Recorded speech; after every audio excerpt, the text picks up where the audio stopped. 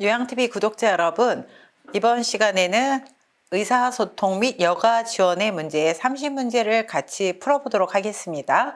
난이도가 약간 있는 문제들도 있고 시험 문제에 나 전달법이나 그다음에 공감적 반응이라든가 또 의사소통에 장애가 있는 이런 대상자들과 소통하는 방법 이런 부분의 내용이 상당히 많이 조금 혼돈이 되시는데요. 이 분야에 출제가 된 문제들을 중심으로 같이 풀어보도록 하겠습니다. 시작! 가볼까요? 자, 1번.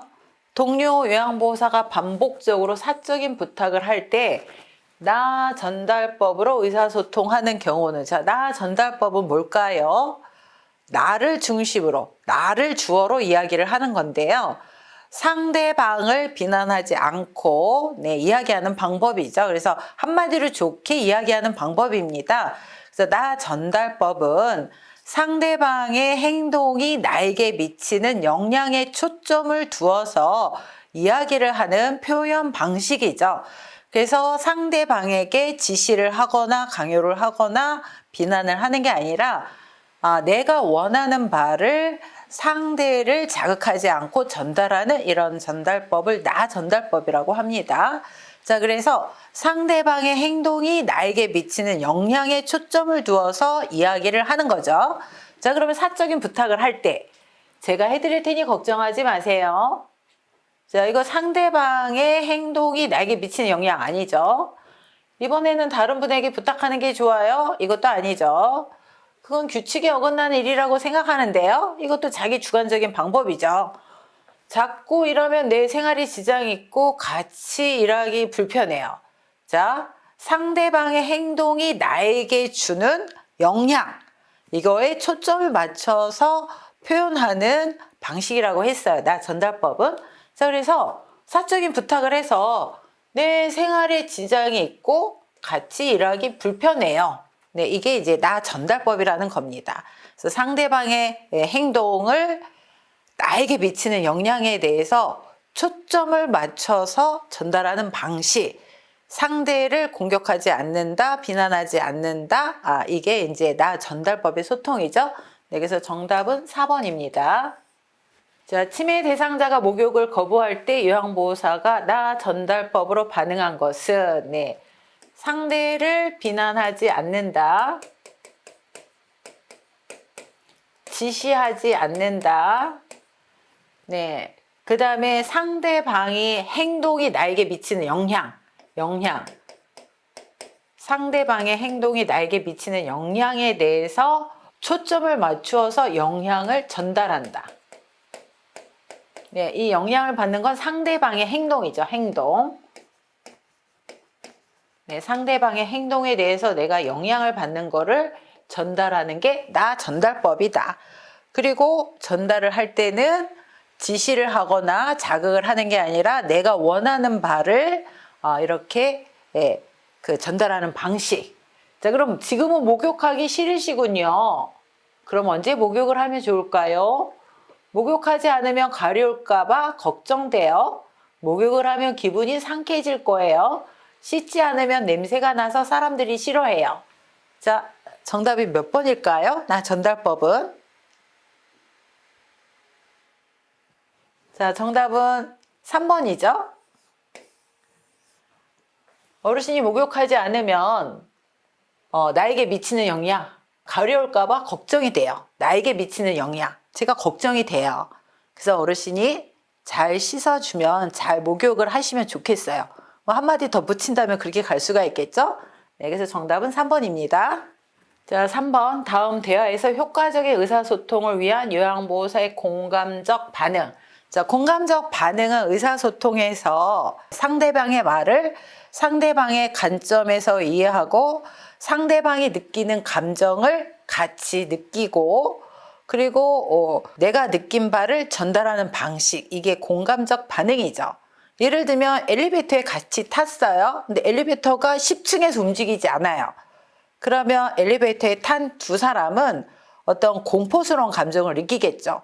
근데 둘이 감정이 공감이 되고 있죠. 공포스러운 감정, 이런 것들을 공감이라고 합니다. 그래서 어르신이 뭔가 말을 표현을 했을 때 내 생각이나 이런 것들을 얘기하는 게 아니라 상대방의 관점에서 이해하고 또 상대방의 감정을 같이 느껴주고 내가 느낀 바를 전달하는 방식, 이게 공감적 반응이라고 하죠. 자, 문제를 볼까요? 우리 애들은 왔다 간 지 너무 오래됐어. 다른 사람들은 손주들까지 데리고 자주 오는데. 자, 여기서 어르신은 어떤 마음을 느끼고 계세요? 손주들이 보고 싶으신 거죠. 그래서 자녀들이 많이 보고 싶으신가 봐요. 그동안 그런 말씀 안 하시더니 왜 그러세요? 연세가 많으시니 이것저것 서운한 게 당연해요. 자녀들이 무심하네요. 전화해서 오라고 할게요. 옆방 어르신의 가족은 외국에서 살아서 아예 안 와요. 어떤 게 공감적 반응일까요, 여러분? 네, 1번이죠. 1번. 자녀들이 많이 보고 싶으신가 봐요.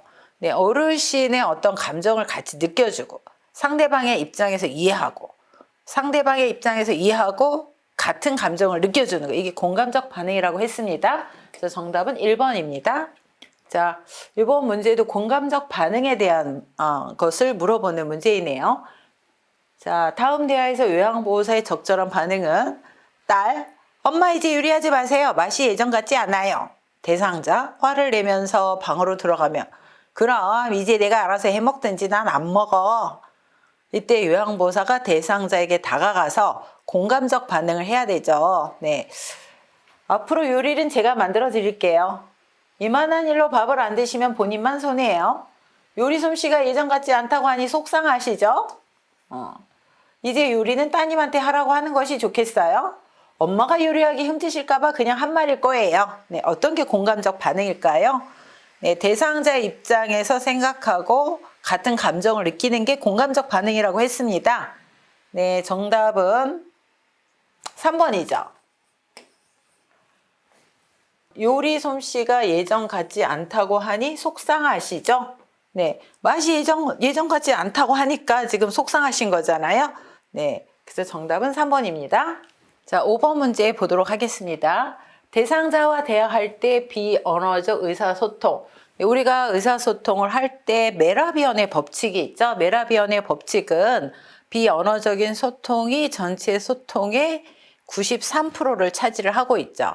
네, 언어나 말이나 뭐 이런 것들이 아닌 여러 가지 뭐 얼굴 표정이라든가 그 사람의 목소리라든가 또 제스처라든가 이렇게 말이나 글로 표현하지 않는 것들을 비언어적 의사소통이고 메라비언의 법칙에 따르면 93%가 의사소통을 할 때 비언어적인 의사소통이 영향을 미친다. 자, 비언어적 의사소통에서 가장 영향을 많이 미치는 게 얼굴 표정이죠. 얼굴 표정. 그 다음에 두 번째가 뭔가요?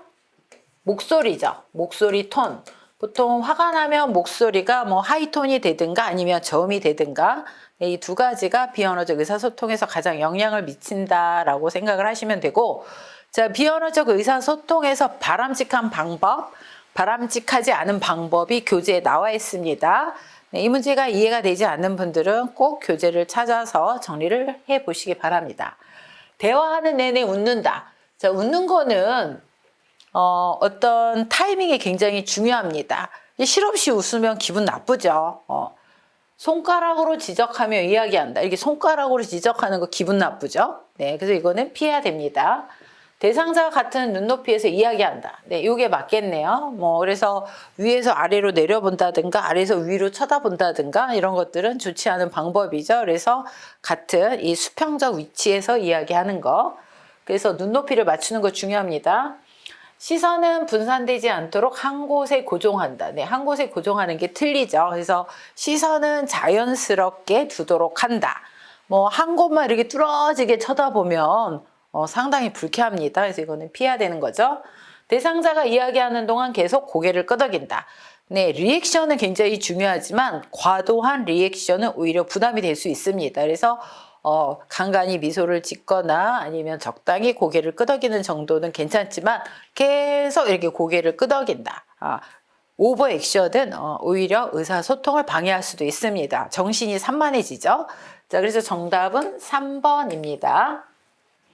자, 또 공감적 반응에 대한 문제가 나왔네요. 자, 6번 문제. 대상자가 코로나19 때문에 애들이 못 오니까 밥맛도 없고 외롭네 라고 이야기할 때 공감적 반응은, 자, 공감적 반응은 상대방의 입장에서 생각해주고 상대방의 감정을 같이 느끼고 내가 느낀 바를 전달하는 거. 이게 공감적 반응이라 그랬어요.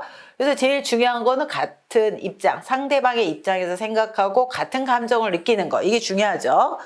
자, 그러면 1번. 이런 상황에서는 당연히 못 오죠. 이거 요양보호사의 주관적인 생각이죠. 우울해지니까 다른 이야기 할까요? 코로나19 때문에 제가 더 외로워요, 어르신. 그동안 잘 참으셨는데 조금만 더 참으세요. 네. 자, 5번. 매주 보던 자녀분들을 못 보시니까 마음이 허전하시군요. 자, 어떤 게 가장 어르신의 입장에서 생각하고 감정을 같이 느끼고 있나요? 네, 정답은 5번이죠. 자, 7번 문제. 더러워진 옷을 갈아입지 않으려는 대상자에게 나 전달법으로 올바르게 의사소통한 것은, 자, 나 전달법은 상대를 비난하지 않고 상대를 탓하지 않고 상대방의 행동이 나에게 미친 영향을 초점으로 이야기하는 방식이라고 했습니다. 자, 그럼 매번 옷 갈아입기가 진짜 힘드네요. 옷을 갈아입으면 기분이 좋아질 거예요. 더러워진 옷을 갈아입는 것이 싫으시군요. 옷을 갈아입지 않으시니 건강을 해칠까봐 걱정돼요. 옷을 갈아입고 저와 함께 밖에 나가서 산책하실래요? 네. 어르신의 행동이 나에게 미치는 영향을 중심으로 이야기를 하고 내가 느낀 바를 전달하는 거. 답은 몇 번일까요? 4번이죠? 자, 8번. 다음에 의사소통 방법이 도움이 되는 대상자는, 자, 의사소통에서 소통에 장애가 있는 분들이 있습니다. 그래서 노인성 난청, 또 시각장애, 언어적 이런 그 장애, 그다음에 판단력, 인지력 장애, 주의력 결핍 장애, 그다음에 진압력 장애. 네, 그래서 각 소통 방법을 몇 가지를 기억을 하셔야 되는데요. 자, 보기를 볼까요? 말의 의미를 이해할 때까지 반복하여 전달하고 이해 여부를 확인한다. 밝은 방, 입모양, 시선을 맞추며 말한다. 네, 밝은 방에서 입모양을 볼 수 있도록 시선을 맞추며 말한다. 이거 뭘까요? 노인성 난청이죠. 노인성 난청. 네, 귀가 잘 안 들리는 분들은 고음으로 얘기하는 게 아니라 낮은 톤으로 천천히 입모양이 보이도록 이렇게 이야기를 한다는 거죠. 실제 귀가 잘 안 들리시는 분들은 상대방의 입모양을 보고 말을 이해를 하는 경향이 많습니다. 네, 그래서 이 지문에 대한 해답은 노인성 난청이죠. 3번. 자, 9번 문제. 요양보호사가 대상자와 효과적으로 의사소통하는 방법으로 옳은 것은, 네, 자신은 항상 옳다고 말한다. 항상 옳다고 말하는 사람들 보면은 굉장히 말하기가 싫어지죠. 의사소통을 할 때 어르신의 이야기를 먼저 수용을 하고 좀 더 적극적으로 얘기를 하고 그 다음에 또 적절한 어떤 리액션을 취해주고 뭐 이런 것들이 이제 효과적으로 소통하는 방법인데요. 자신은 항상 옳다고 말한다. 네, 틀리죠. 모든 일의 전문가라고 말한다. 자신감 없는 소극적인 태도로 말한다. 자, 나쁜 내용을 회고시키거나 상기시키지 않는다. 이게 맞겠네요. 또 대상자의 말을 자신의 경험에 비추어 해석한다. 네, 그래서 1번, 2번, 또 3번, 5번은 다 맞지 않는 방법입니다. 그래서 나쁜 내용을 회고하거나 상기시키지 않도록 주의하셔야 되고, 나는 항상 옳고 나는 전문가고 나는 완벽하니까 뭐가 문제가 있는 거는 네 탓이야. 뭐 이런 뜻이죠. 이런 것들은 효과적인 의사소통 방법으로 적당하지 않습니다. 또한 대상자의 말을 자신의 경험에 비추어 해석한다. 이것도 틀리는 말이죠. 예를 들면 제가 부모님 상을 당해서 슬퍼하는데 누군가가 와서 아이고 원장님네 아버님은 요양병원에서 일주일만 고생하시다 돌아가셔서 호상이시네요. 이거 자기의 경험이죠. 이런 것들이 효과적인 소통 방법은 아닙니다. 네, 그래서 정답은 4번입니다. 자, 이번에 또 나 전달법에 대한 문제가 나왔네요. 다음 상황에서 나 전달법을 활용한 요양보호사의 반응으로 옳은 것은? 자, 요양보호사. 요즘 식사도 조금 하시고 몸무게도 줄어든 것 같아요. 좋아하시는 떡을 준비했으니 좀 드셔보세요. 대상자. 떡을 조금 먹더니 입맛이 없어 더 못 먹겠네. 네. 나 전달법. 상대방의 행동이 나에게 미치는 영향에 대해서 중점을 두어서 이야기를 하고 내가 느낀 바를 전달하는 방식. 네. 내가 원하는 바를 상대에게 전하는 방식이라고 얘기를 했죠. 자, 그럼 요즘 입맛이 많이 떨어지셨군요. 드시고 싶은 다른 음식이 있으세요? 잘 못 드시는데 무슨 걱정이 있으세요? 나이가 드실수록 밥심으로 사셔야 해요. 식사량이 적어 건강이 나빠질까봐 걱정이 되네요. 자, 어르신이 식사를 잘 안 하시죠? 떡도 안 드시죠? 식사를 안 하니까 건강이 나빠질까봐 상대방의 어떤 행동이죠. 그래서 제가 걱정이 돼요. 네, 그래서 정답은 5번입니다. 자, 11번. 다음과 같이 의사소통할 때 도움이 되는 대상자는 그 소통할 때 장애가 있는 분에 대한 문제이죠. 이미지 전달이 어려운 사물은 직접 만져보게 한다. 대상자를 중심으로 오른쪽, 왼쪽. 자, 대상자를 중심으로 설명하는 게 중요하죠. 네, 그렇게 원칙을 정해둔다. 네, 시각 장애인에 대한 이런 의사소통의 요령이죠. 시각 장애인들도 이렇게 그 원칙을 정해서 정해진 자리에 이렇게 사물을 정리해서 두면 혼자서도 얼마든지 그 일상생활이 가능하다고 합니다. 자, 그래서 이와 같은 방식은 시각장애 있는 어르신들하고의 소통 방식입니다. 자, 12번 문제. 다음 대화에서 요양보호사가 권유한 여가 활동. 네, 의사소통 및 여가 지원에 이제 여가 활동이 나오는데요. 어르신의 여가 활동은 삶의 질을 유지하는 데 굉장히 도움이 되고 삶 그 자체죠. 자, 대상자. 휠체어로 이동하며 하루 종일 할 일도 없이 왔다 갔다만 하고 너무 심심해 시간도 빨리 안 가고. 요양보호사. 많이 심심하셨군요. 어르신은 집중을 잘 하시니 서예교실에 참여하시는 건 어떠세요? 자, 서예교실이 나왔네요. 자, 이것은 어떤 여가 활동일까요? 네, 4번 자기개발 활동이죠. 운동 활동은 뭐 체조를 한다든가 뭐 이런 것들이죠. 자, 사교 오락 활동은 영화, 연극, 음악회, 전시회 이런 것들, 뭐 영화, 뭐 연극, 뭐 이런 것들이고요. 종교 참여 활동은 뭐 본인의 종교 참여 활동을 얘기하겠죠. 자기 개발 활동은 뭐 책 읽기, 독서 교실, 그림 그리기, 뭐 사회 활동 이런 것들이 포함이 되고요. 그다음에 가족 중심의 활동은 가족들과 소풍을 간다든가 가족들과 대화를 한다든가 가족들과 외식 나들이를 한다든가 이런 것들이 가족 중심 활동이죠. 네, 그래서 정답은 4번 자기 개발 활동입니다. 자, 13번 문제. 대상자와 비언어적 의사소통을 하는 방법으로 옳은 것은? 비언어적 의사소통, 말이 아닌 어떤 제스처나 표정이나 아니면은 목소리 톤이나 뭐 이런 것들이 비언어적 의사소통이죠. 자, 팔짱을 끼고 앉는다. 이렇게 팔짱을 끼고 있으면 상당히 교만해 보이죠. 그래서 적절한 소통 방법이 아닙니다.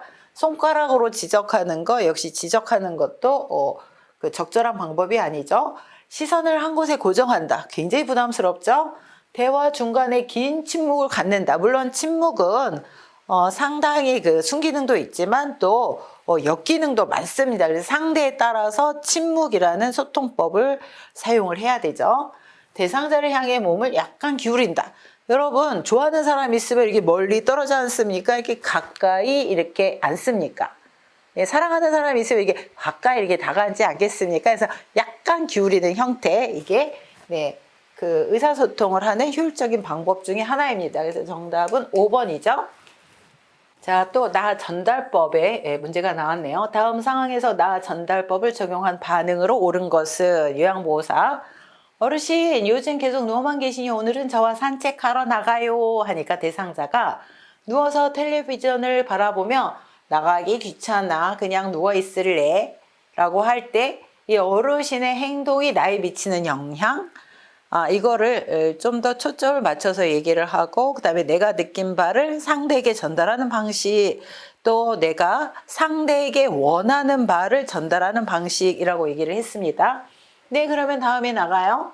이렇게 누워만 계시면 큰일 나요. 무슨 일 있으세요? 많이 우울하세요? 누워 계시니 근력이 떨어질까봐 걱정돼요. 저도 오늘 같은 날은 그냥 누워있고 싶네요. 네, 정답은 몇 번일까요? 네, 어르신이 누워 계시니 근력이 떨어질까봐 걱정돼요. 네, 상대방의 행동이 나에게 미치는 영향, 걱정된다는 거죠. 네, 그래서 정답은 4번입니다. 자, 15번 문제. 시각장애 대상자와 의사소통하는 방법으로 옳은 것은?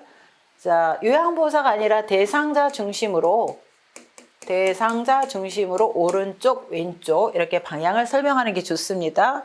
자, 그다음에 촉각을 이용하여, 눈이 안 보이니까 촉각을 이용하여 사물에 대한 정보를 전달한다. 이제 지금 늦은 가을 추위가 오죠. 자, 어르신 이제 따뜻한 옷을 입으셔야 돼요. 설명하는 것보다, 자, 따뜻한 옷이니까 한번 옷이 두꺼워졌죠. 옷이 따뜻하게 좀 만져보도록 하는 거죠. 그래서 촉각을 이용해서 사물에 대한 정보를 전달하는 거, 이거 맞죠?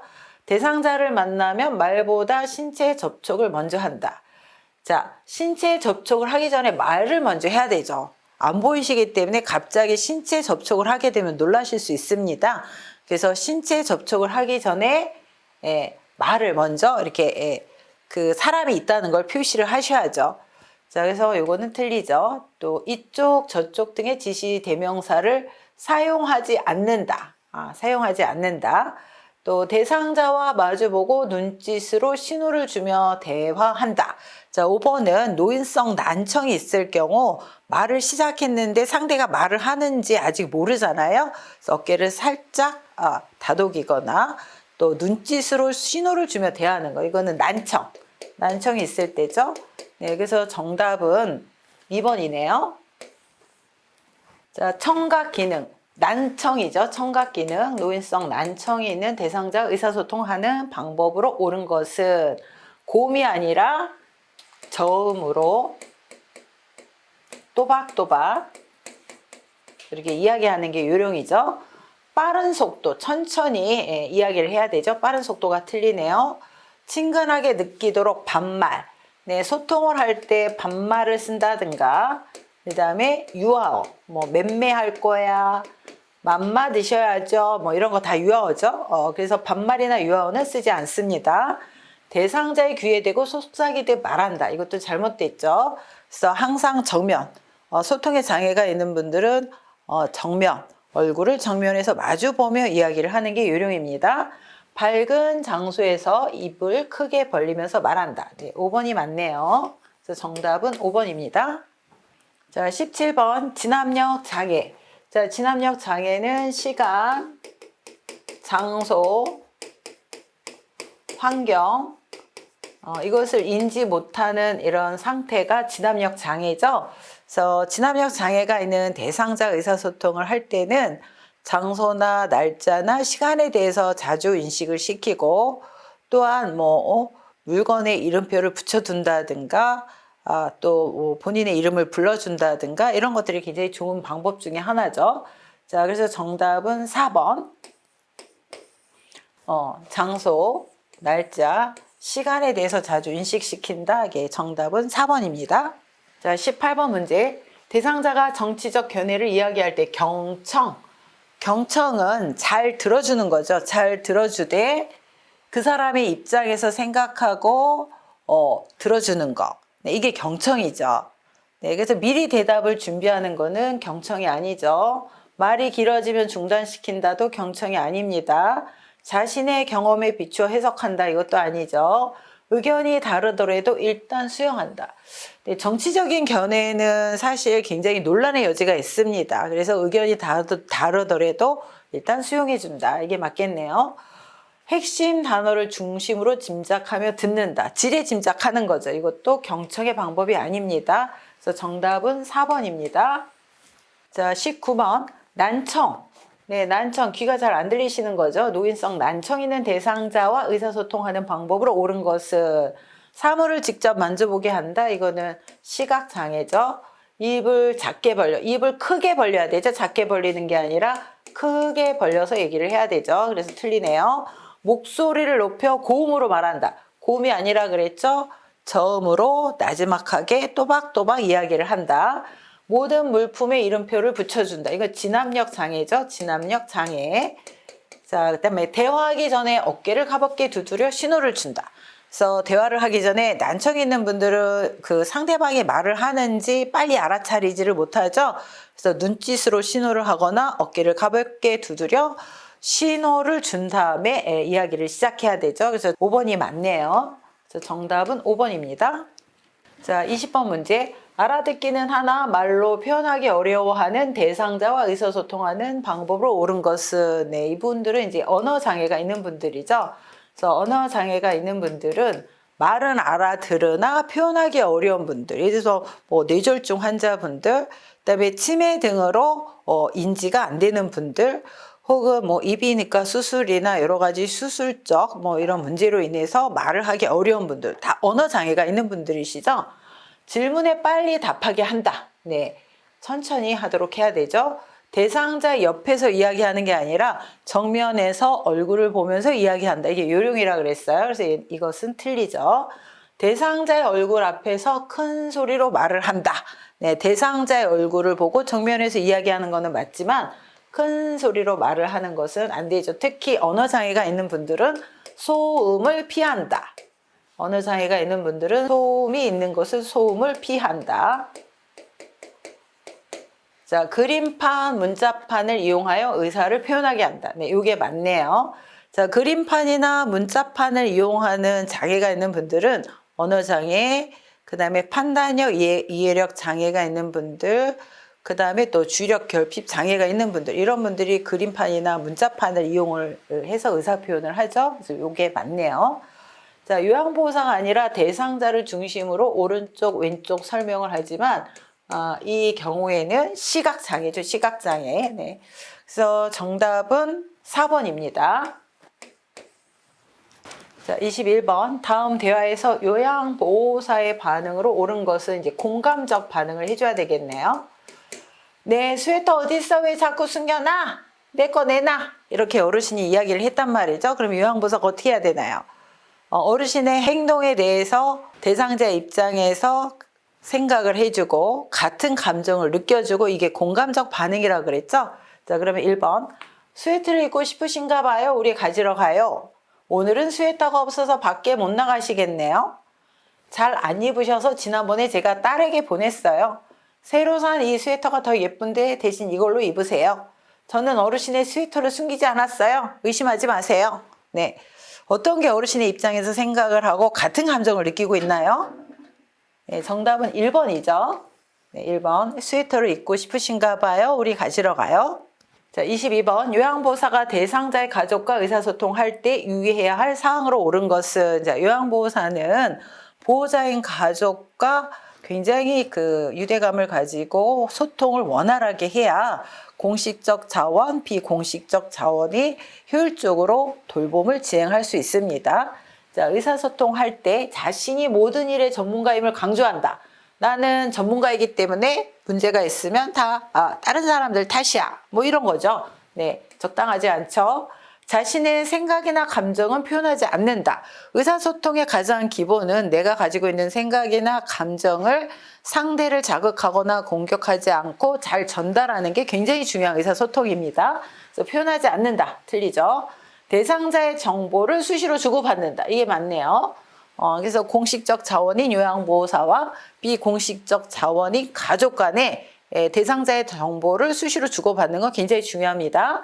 가족과 대상자 간의 갈등은 임의로 해결한다. 네, 임의로 해결하면 안 되죠. 이런 것들을 뭐 시설장 또는 관리자들하고 상의를 해서 사례 관리를 통해서 해결을 뭐 하는 식으로 해야 되죠. 그래서 틀립니다. 임의로 해결한다가 틀립니다. 사적 모임을 가지며 가족과 좋은 관계를 유지한다. 이것도 아니죠. 네, 그래서 정답은 3번이네요. 자, 23번. 다음과 같은 방법으로 의사소통해야 하는 대상자는 어려운 표현을 사용하지 않는다. 실물이나 그림판, 문자판을 이용한다. 짧은 문장으로 천천히 이야기한다. 자, 실물, 그림판, 문자판을 이용하는 그 장애가 있는 분들이 있다 그랬죠. 첫 번째 언어장애, 두 번째 판단력과 인지력 장애, 세 번째는 주의력 결핍 장애. 자, 여기서 어떤 걸까요? 네, 3번. 판단력 장애죠. 인지나 판단력 장애라고 할 수가 있는데, 판단력, 이해력 장애가 있는 분들, 뭐 어떤 분들이면 치매가 있거나 또 뭐 지능이 떨어지시는 분들, 이런 분들에게는 어려운 표현을 사용하지 않고 실물이나 그림판이나 문자판을 이용하고 짧은 문장으로 천천히 이야기하죠. 자, 24번 대상자의 상태에 따라 권장할 수 있는 여가 활동. 자, 여가 활동은 아무리 좋은 여가 활동이라도 대상자의 신체 기능 상태에 맞춰서 해야 되는 게 중요하다. 신체 기능, 대상자의 신체 기능, 그 다음에 대상자가 관심을 갖고 있는 여가 활동을 해야 된다. 관심을 가져야 되죠. 흥미를 느끼는 여가 활동을 해야 됩니다. 자, 그러면 선망 대상자는 일시적으로 이렇게 선망이 올 수 있는데요. 정신이 없는 거예요. 이런 분들이 영화를 볼 수 있을까요? 안 맞죠. 신체 활동하고. 편마비 대상자에게 그림을 그리게 한다. 이제 미술 활동인데요. 편마비 대상자에게 가장 저희가 그 권장하는 여가 활동 중에 하나입니다. 그래서 미술 활동을 많이 하고 계시죠. 이게 맞겠네요. 관절염 대상자에게 배드민턴을 치게 한다. 신체 활동하고 맞지 않습니다. 심근경색증 대상자에게 등산을 하게 한다. 잘못하다가 이 뒤로 넘어지실 수도 있겠네요. 치매 대상자에게 처음 가보는 길을 산책하게 한다. 이것도 이 어르신의 신체 활동과 맞지 않습니다. 그래서 정답은 2번입니다. 자, 의사소통 할 때 가장 기본 요령은 라포를 형성하는 거죠. 라포는 유대감. 유대감은 서로 마음과 마음이 연결된 상태. 그래서 친한 사람하고는 이렇게 유대감이 있고 서로 마음과 마음이 연결이 돼서 어떤 표정이나 어떤 말을 했을 때 바로 알아차릴 수가 있죠. 자, 눈 마주치기를 피한다. 친한 사람하고 눈 마주치기를 피합니까? 이게 틀리죠. 시선을 한 곳에 고정한다. 이것도 틀리죠. 손으로 입을 가리고 말한다. 이것도 안 맞죠. 무슨 일이라도 털어놓고 말한다. 이게 맞겠네요. 마음에 들지 않으면 슬쩍 넘어가 피한다. 이것도 맞지 않겠죠? 네, 그래서 정답은 4번입니다. 자, 26번. 제가 대상자가 식사를 한 후 다음과 같이 말할 때 요양보호사의 공감적 반응. 공감적 반응 뭐라 그랬죠? 대상자 입장에서 생각해 준다. 대상자가 느끼는 감정을 같이 느낀다. 그리고 내가 느낀 바를 전달한다. 이게 공감적 반응이라고 얘기를 했죠. 자, 대상자. 지난번 요양보호사의 반찬은 내 입맛에 딱 맞았는데 그렇게 말씀하시니 기분이 나빠요. 제 앞에서 얘기하지 마세요. 안 맞겠죠? 그럼 그 요양보호사로 바꿔드릴까요? 이것도 안 맞겠죠? 이젠 제가 담당이니 그런 말씀 하지 마세요. 이게 다 자기 입장에서 얘기하는 거죠. 요양보호사 입장에서. 어르신의 입장이 아니라 요양보호사 입장에서 얘기하는 거죠. 이전 요양보호사가 손맛이 있었나 봐요. 저도 노력할게요. 네, 이게 이제 어르신의 입장과 어르신의 감정을 느끼고 있네요. 다른 어르신은 제가 만든 반찬이 맛있다고 하시는데 어르신은 왜 투정이세요? 이것도 자기 입장이죠. 네, 그래서 정답은 4번입니다. 자, 나 전달법에 대한 문제가 또 나왔네요. 자, 나 전달법은 상대방의 상대의 행동이 나에게 미치는 영향에 대해서 표현을 하고 내가 원하는 바를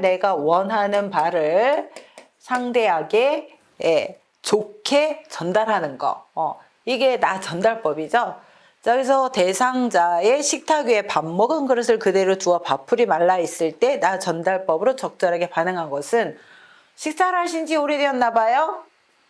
이거 상대방의 행동에 대해서 내가 느낀 바를 이야기를 하는 게 아니죠. 내가 느낀 걸 얘기하는 게 아니죠. 밥풀이 하나도 안 남게 깨끗이 좀 드세요.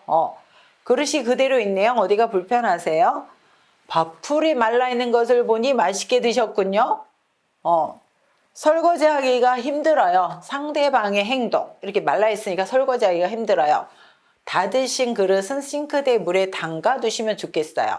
상대방의 행동에 대해서 나에게 미치는 영향에 대해서 얘기를 했고요. 그 다음에 내가 원하는 바를 전달하는 거죠. 네, 이게 나 전달법입니다. 그래서 정답은 5번입니다.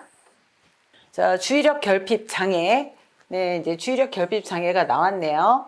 자, 이런 분들은 이제 대인관계에 좀 문제가 있죠. 그래서 이런 분들하고 소통을 할 때 요령은, 자, 환경적 자극을 최소한으로 해야 됩니다. 환경적 자극을 주면 안 됩니다. 아까 소음을 피하는 거는 언어 장애가 있을 때였죠. 환경적 자극을 피한다, 주의력 결핍 장애입니다. 자, 복합적인 활동을 제시하는 게 아니라 단계적으로 단순한 활동을 제시한다. 단순한 활동. 네. 그래서 이거는 맞지 않죠? 익숙한 사물에 대한 내용으로 대화한다. 이게 맞겠네요. 한 번에 여러 내용을 명확하게 말한다. 한 번에가 아니라 단계적으로 이렇게 단순한 활동부터 제시한다라고 했죠. 그래서 요거는 한 번에 여러 내용이 틀리네요. 메시지를 큰 소리로 빠르게 말한다.